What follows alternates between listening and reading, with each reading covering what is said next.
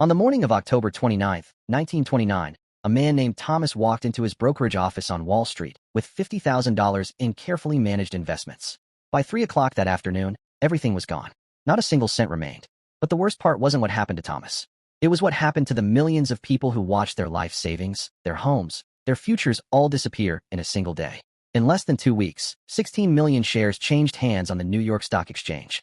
$14 billion in wealth simply evaporated.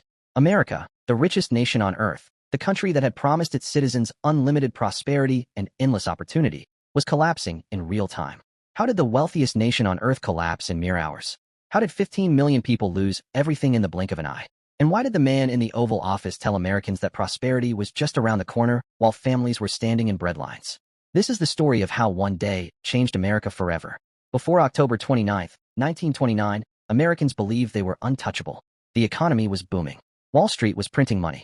Every ordinary person, from farmers to factory workers, was rushing to buy stocks with money they didn't have and hoped they could never afford to lose. Bankers promised riches. Newspapers screamed headlines about the permanent prosperity of the new age. But beneath the glitter and champagne and jazz clubs that defined the roaring 20s, something was deeply wrong.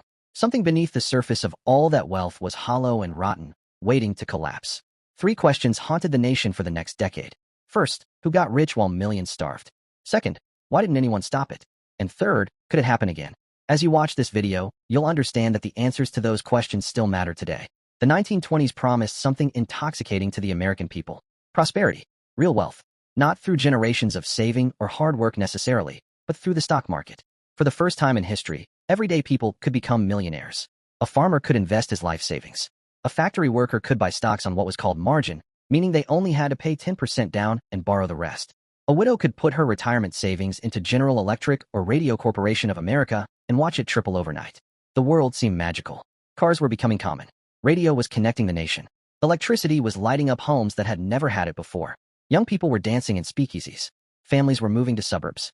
The American dream felt tangible, real, and within reach for everyone. What they didn't understand was that the dream they were chasing wasn't built on anything real. It was built on air, on speculation, on the false promise that the party would never end. In the weeks before October 1929, the stock market had been climbing impossibly higher. A share of stock worth $100 would soon be worth $300, then $500. Fortunes seemed to materialize out of nowhere. But inside the offices of the wealthy bankers and insiders, something different was happening.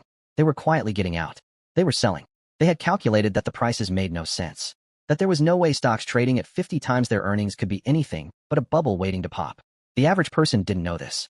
They only saw prices going up and heard promises that this prosperity would last forever. Then in October, the first cracks appeared.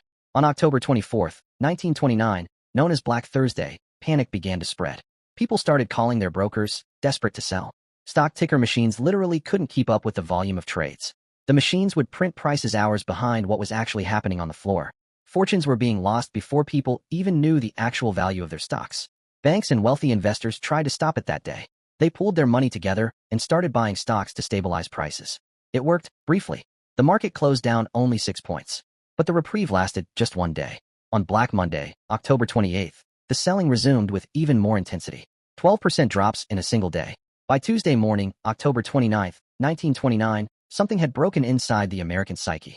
Jonathan Leonard, a newspaper reporter who covered Wall Street, described how the previous evening, Wall Street had lit up like a Christmas tree with anxious brokers and businessmen crowding into restaurants and speakeasies, drowning their fears in alcohol before the next trading day. Some were so worried they rented hotel rooms near the stock exchange just to be close when the doors opened. On that Tuesday morning, 16 million shares traded on the New York Stock Exchange. A single trading day record that wouldn't be broken for decades.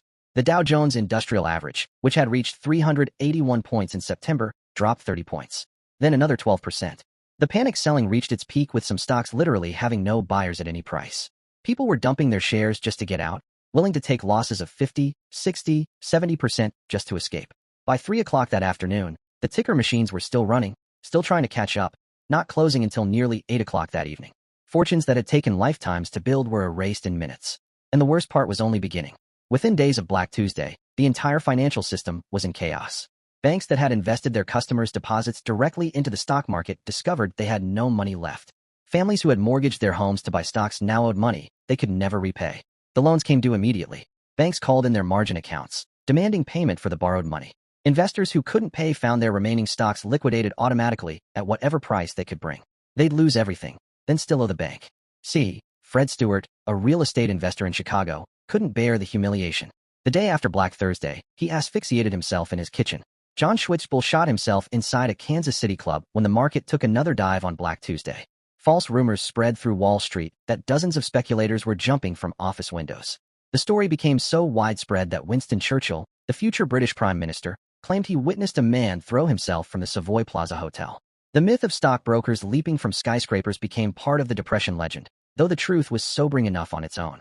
Between 1929 and 1932, the suicide rate in America climbed from 17 per 100,000 people to over 21 per 100,000. The nation was in shock.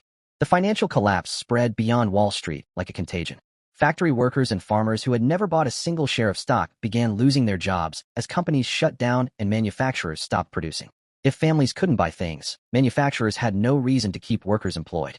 Banks that had failed left customers penniless with no insurance, no protection, nothing. Thousands of banks collapsed, wiping out the life savings of millions of Americans. By 1933, 9,000 banks had shut their doors permanently. President Herbert Hoover stood in the White House and told Americans that prosperity was returning, that this was just a temporary setback, that the American spirit of individualism would carry them through. But that wasn't what Americans were seeing. They were seeing breadlines that wrapped around city blocks in every major city.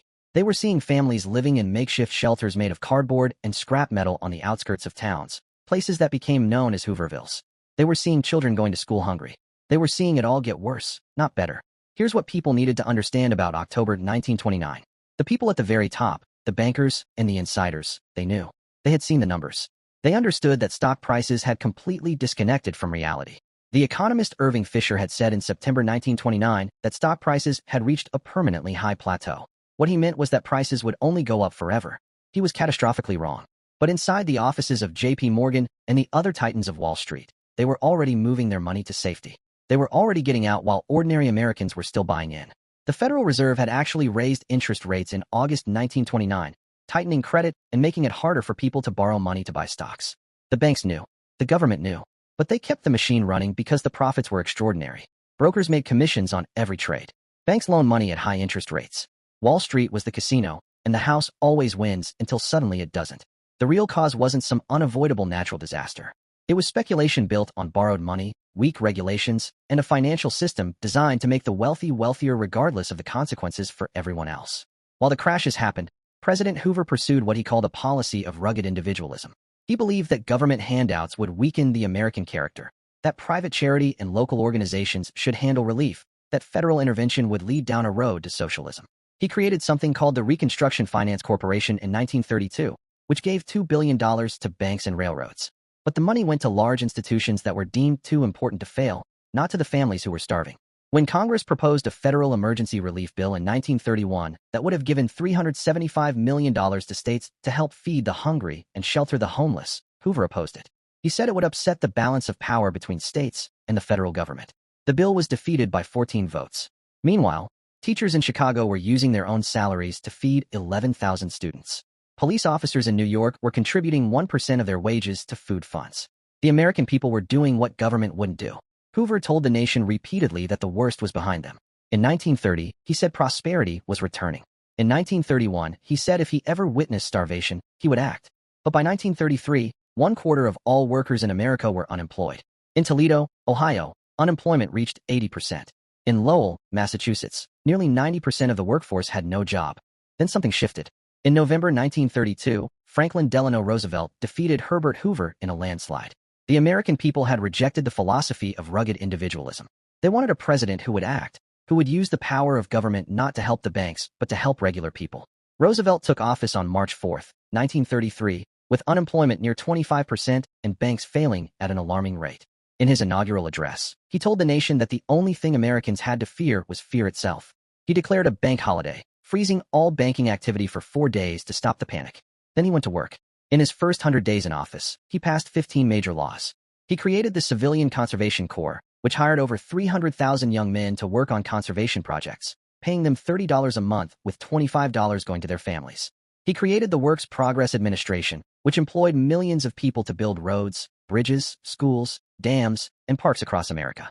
The WPA wasn't allowed to compete with private business, so it focused on projects that wouldn't normally be built. But those projects rebuilt America's infrastructure while putting money into the pockets of desperate families. He signed the Social Security Act of 1935, creating the first national pension system for the elderly and unemployed. He created the Securities and Exchange Commission to regulate the stock market and prevent the kind of manipulation that had led to 1929. He created the Federal Deposit Insurance Corporation to insure bank deposits so people would trust the banks again. The New Deal programs didn't end the Great Depression overnight. Economic recovery was slow and uneven. Unemployment didn't drop to single digits until America entered World War II in 1941. But something fundamental had changed. The government had admitted that markets alone cannot be trusted to care for people, that sometimes government action is necessary, that ordinary Americans had a right to help in times of crisis. The New Deal created a political coalition that included working people, farmers, African Americans, and the poor. For the first time, poor people had a voice in American government. The programs built by the New Deal still exist today.